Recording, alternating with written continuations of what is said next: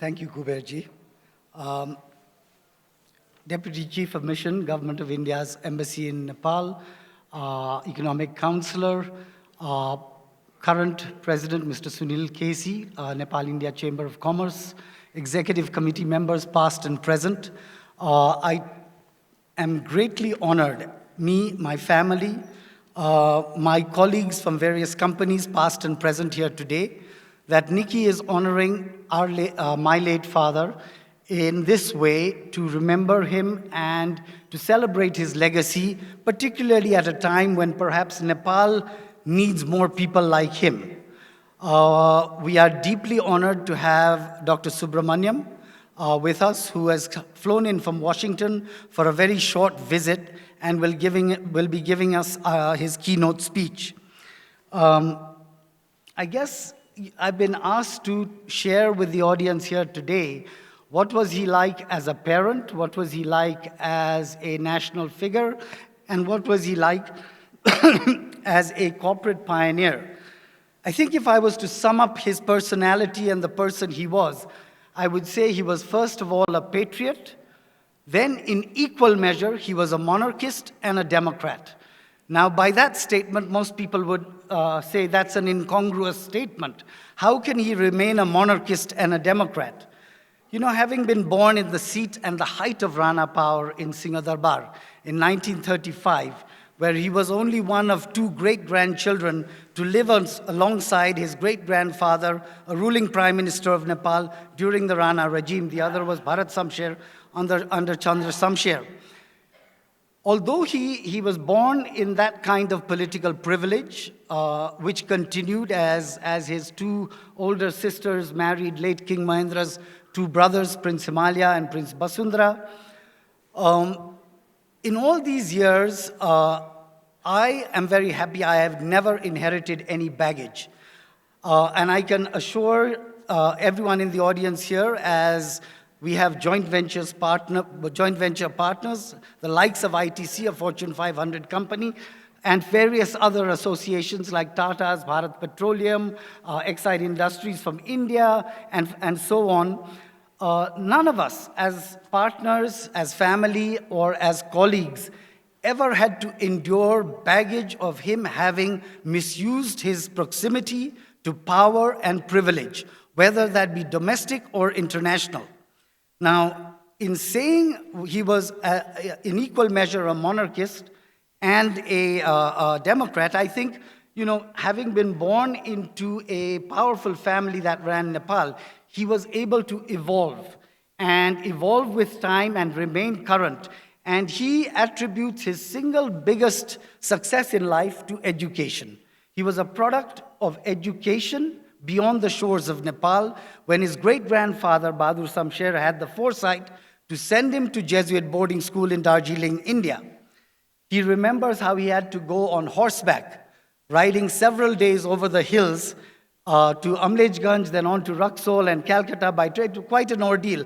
But he says if he had not received that education in a Jesuit boarding environment where everyone was equal, he would not have adjusted to a modern-day Nepal. So I'm very happy and very proud to say, you know, he played a role not just in business.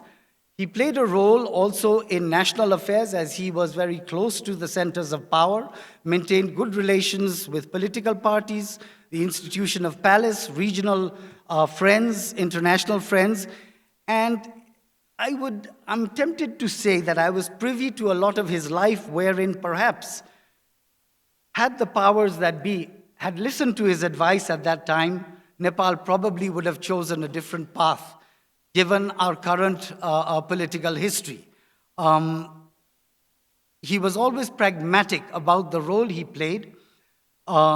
He was a first-generation entrepreneur. He, after his studies, did a stint in the National Planning Commission, realized working in government was not for him.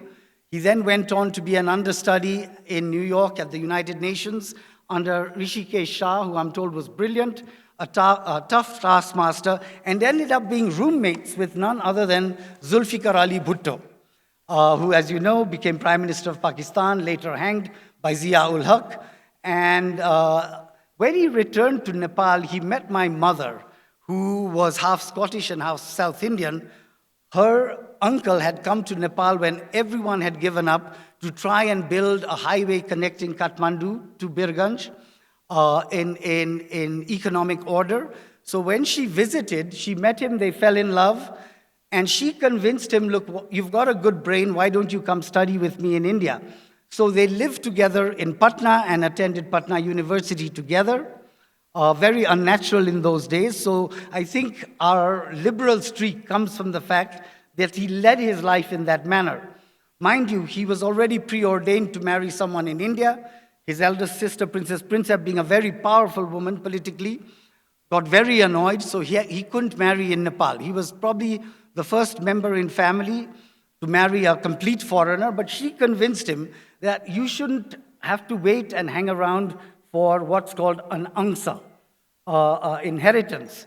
So he separated from his father with one rifle, went and got his university degree, and was persona non grata for many years, till the Solti opened, and his sister, who built the hotel, needed someone to manage it.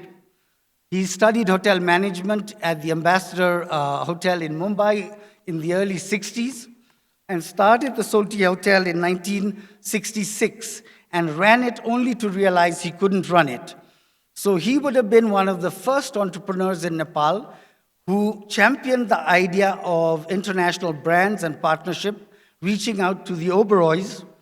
And at that time, he said it was very difficult to convince the likes of King Mahendra that Nepal needed a brand like Oberoi, had to sign contracts where they would earn fees for their brand, for their management, because institutional capacities in Nepal had not quite been built to deal with foreign trade and foreign contracting. He went on, as everyone knows, to open many other businesses as a pioneer in hydro, etc. And above all, I think where he succeeded was his ability to separate ownership from management. That is something I inherited. We've continued with that legacy, and I think we've taken it to new heights. Dr. Subramaniam, I know, will address the gathering here today, but you know, as part of this program, I was asked a question: what would he do in Nepal today?